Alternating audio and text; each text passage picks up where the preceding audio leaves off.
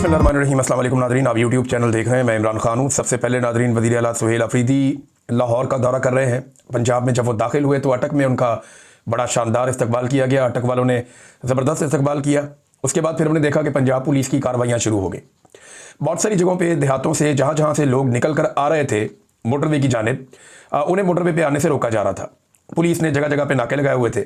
हत्ता कि सरगोदा से हुकूमत के अपने बंदे नदीम अफजल चंद साहब ने ये रिपोर्ट भी कर दिया। उन्होंने बता दिया कि जनाब यहाँ पे तो बाकायदा लोगों को परेशान किया जा रहा है। जो शादी ब्याह पे लोग जा रहे हैं वो नहीं जा पा रहे, जो लोगों के अपने काम है वो भी नहीं कर पा रहे। सिर्फ मोटरवे से एक सियासी शख्सियत ने गुजरना है और उसके लिए इतना बंदोबस्त लगाया गया है। तो पूरी पंजाब पुलिस को इसी काम पर लगाया गया और ये काम अभी नहीं, पिछले 2-3 दिन से चल रहा है। जब से इन्हें अब मालूम हुआ है कि सुहेल अफरीदी ने आना है और लाहौर का दौरा करना है, तब से छापे मारे जा रहे हैं घरों में। 80 साल 85 साल के बुजुर्ग भी गिरफ्तार किए गए। यास्मीन राशिद साहबा के हल्के से एक बुजुर्ग को गिरफ्तार किया गया। ये एक सियासी वर्कर है, उनके वालिद, इनकी उम्र 85 साल है। मैं देखकर हैरान हो गया कि इस लेवल पे ये निज़ाम पहुंच गया। मियां असलम इकबाल, उनके भाइयों को गिरफ्तार कर लिया गया और लगातार गिरफ्तारियां की जा रही हैं। बहुत सारे कारकुन गिरफ्तार हो गए, बहुत सारी चादर और चारदीवारी का तकद्दुस पामाल किया गया। यहाँ पे अभी कुछ अर्सा पहले आपको याद होगा बिलावल भी आया था। बिलावल जरदारी जब आया, उसने आगे पंजाब का लाहौर का दौरा किया तो मरियम नवाज ने उसको बड़ा वेलकम किया था और किसी किस्म का कोई एतराज़ नहीं किया गया था, क्योंकि मम्मी डैडी किस्म का दौरा था। ज़्यादा लोग निकलते भी नहीं है, 2-4-5 हज़ार बंदा निकल रहा है, बहुत ज़्यादा भी होगा तो पीपल्स पार्टी की जितनी औकात है उसमें पीएमएलएन को किसी किस्म की कोई प्रॉब्लम होती नहीं है। फिर पीएमएलएन खुद भी बंदे नहीं निकाल पा रही, वो बेचारे बड़ी मुश्किलों से हुकूमती वसाइल इस्तेमाल करके सरकारी मुलाजमीन को बिठा कर भी एक मजमा इकट्ठा नहीं कर पाते। अभी गुजरावाला में कुछ अर्सा पहले आपने उनकी हालत देखी थी। तो पीटीआई का हुकूमत पूरी कोशिश कर रही है कि वो मनाजिर ना बने जो इमरान खान साहब जब लाहौर की सड़कों पर निकलते थे या वहाँ से गुजरते थे तो जो मनाजिर बन जाते थे। हुकूमत लगातार कोशिश कर रही है कि पीटीआई को उस किस्म के मनाजिर ना मिले, जबकि पाकिस्तान तहरीक इंसाफ पूरी कोशिश कर रही है कि पंजाब के अंदर कारकुनों को दोबारा से मुतहर्रिक किया जाए, पीटीआई के लोग बाहर निकलें और बाहर निकलने के बाद दोबारा से इमरान खान साहब के लिए कैंपेन शुरू करें। अब बेरा के ऊपर जो है वो खाने पीने का बंदोबस्त था तो पुलिस ने जबरदस्ती होटल ही बंद करवा दिए। वहां पे चक्री के अंदर भी ऐसी सूरत की गई। अब लाहौर में ठोकर न्याज बेग से एंटर हुए तो सारे रास्ते पुलिस ने पहले ही बंद किए हुए थे, गिरफ्तारियां कर रहे थे। लेकिन फिलहाल सुहेल अफरीदी को जगह जगह पे लोगों ने इस्तकबाल भी किया और इन रुकावटों ने ना सिर्फ सुहेल अफरीदी का फायदा किया बल्कि तहरीक में जान डालती हैं ये चीजें। लेकिन अगर ये एक रैली चलती और वो लाहौर आ जाती और लाहौर में लोगों को खुला छोड़ा जाता और खुले दिल के साथ उनको पॉलिटिकल एक्टिविटी करने दी जाती तो 2 दिन में 4 दिन में खबर खत्म हो जाती। लेकिन जिस तरीके से रोक टोक की जा रही है, जिस तरीके से पुलिस को और ताकत को इस्तेमाल किया जा रहा है, छापे मारे जा रहे हैं, इस सारे अमल को कामयाब बनाया जा रहा है। सियासतदान जब अपोजिशन में होता है ना तो वो ये चाहता है कि हुकूमत उसके साथ ज्यादती करे, उससे उसकी तहरीक में ताकत आती है और ये हुकूमत ऐसा करने में माहिर है। इन्होंने यही कर करके पाकिस्तान तहरीक इंसाफ को पाकिस्तान की मकबूल तरीन सियासी जमात बना दिया है और ये हरकतें पाकिस्तान तहरीक इंसाफ को मजीद मजबूत करेंगी। बहरहाल मोटरवे पे आने वाली सड़कें भी बंद थी, बाकी जगह भी बंद थी, लेकिन इसके बावजूद ठीक ठाक सुहेल अफरीदी का इस्तकबाल चल रहा है। इन्होंने बहुत सारी जगहों पे जाना है। सुहेल अफरीदी ने कोट लखपत जेल में भी इन्होंने जाना है, जो असीरान है उनको मिलने के लिए बहुत सारे लोगों के घरों में भी जाना है, बहुत सारे कारकुनों से इन्होंने मुलाकातें भी करनी है। रात को लिबर्टी चौक में 9 बजे के करीब सुहेल अफरीदी और इनके साथी जाएंगे। अब देखते हैं कि लिबर्टी चौक में पाकिस्तान तहरीक इंसाफ बहुत पहले इकट्ठा हुआ करते थे, अभी क्या सूरत हाल बनेगी लिबर्टी चौक में और बाकी जगहों पर, ये हम आपको रिपोर्ट कर देंगे। जो सुबह वीलॉग देखेंगे उसमें सारी चीज़ें, सारी तफसीलात आपके सामने आ जाएंगी। अब नादरीन, एक इस्तकबाल बांग्लादेश में भी हुआ है।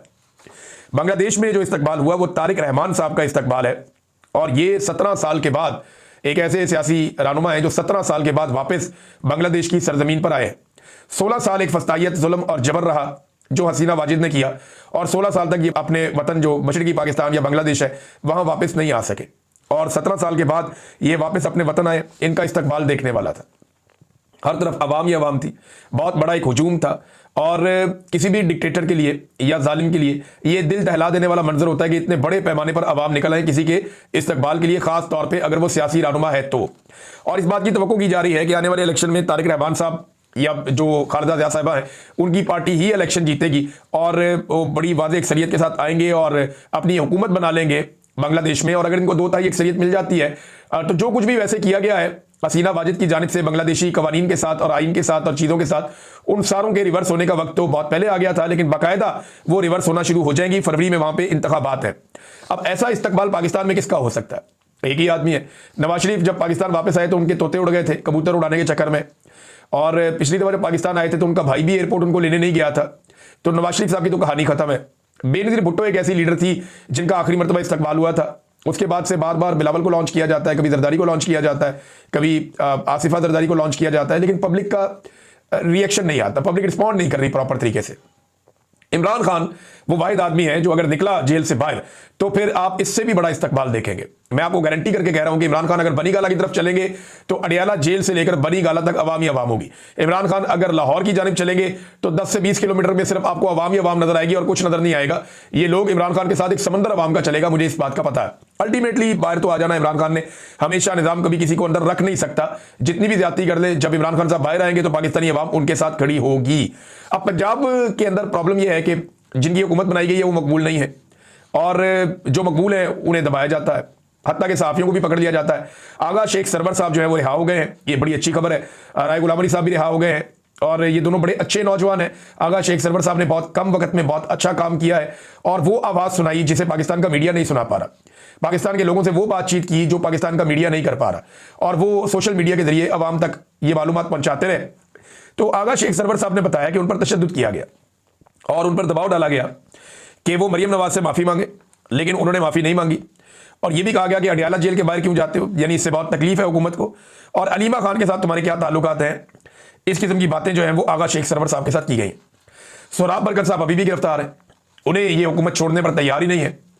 एस्टेब्लिशमेंट जो है वो एक के बाद एक केस बना देती है। अब हाई कोर्ट के अंदर पिछले हफ्ते केस लगा तो जज साहब ने जाती वजूहात की बुना पर केस सुनने से इनकार कर दिया।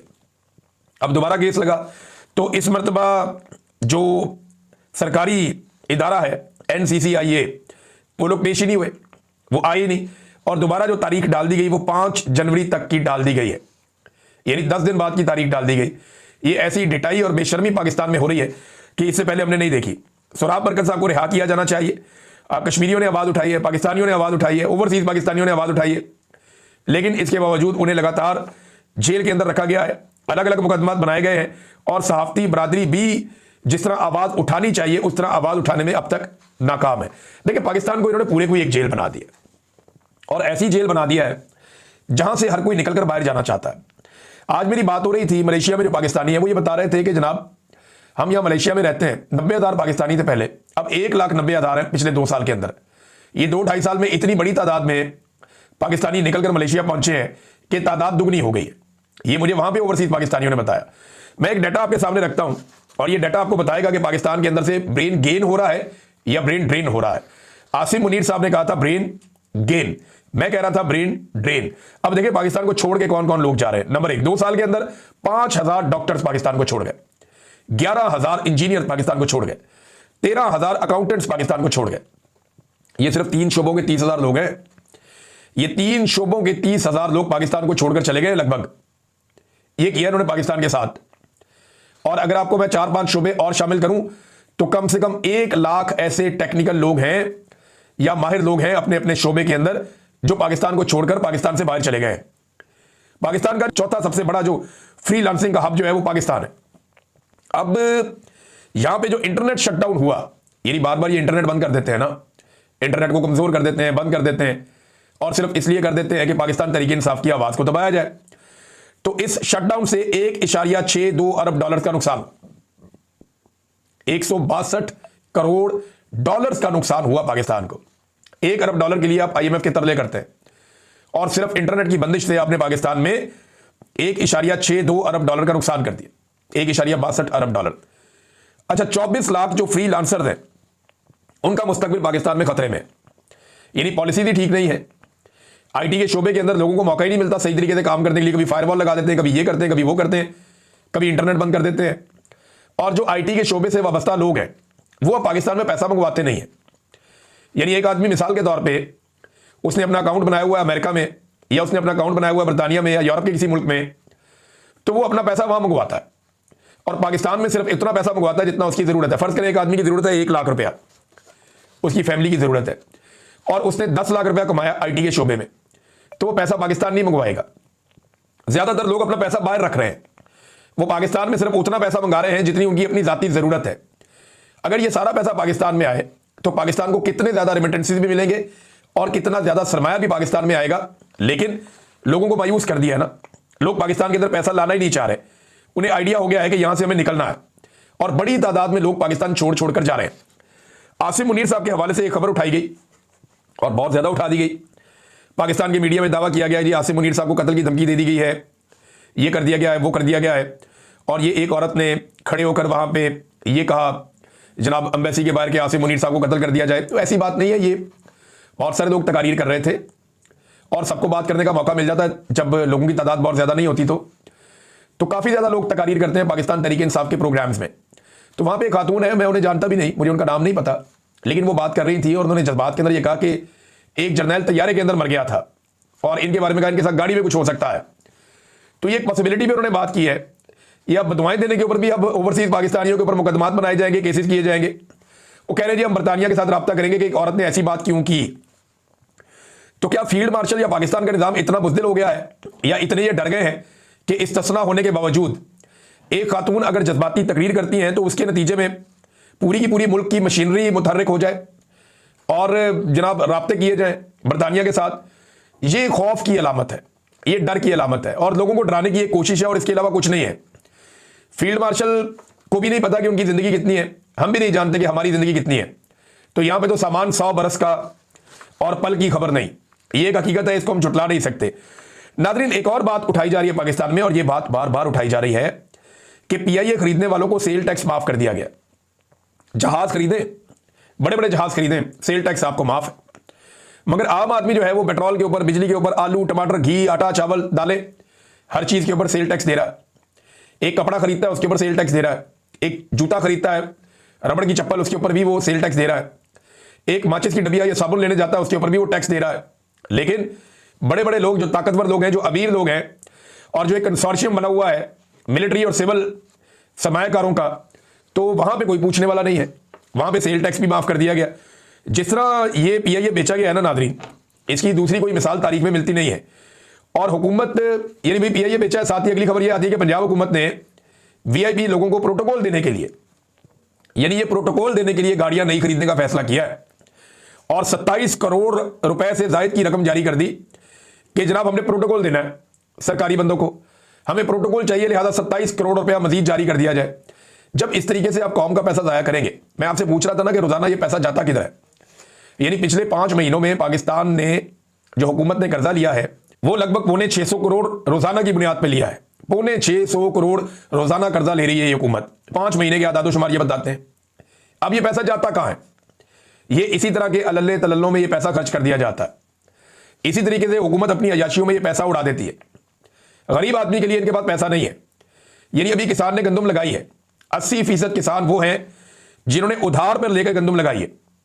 बेशुमार किसान वो हैं जिनको सैलाब में बहुत नुकसान हुआ था, उनके पास कुछ भी नहीं बचा, हमने क्योंकि बीज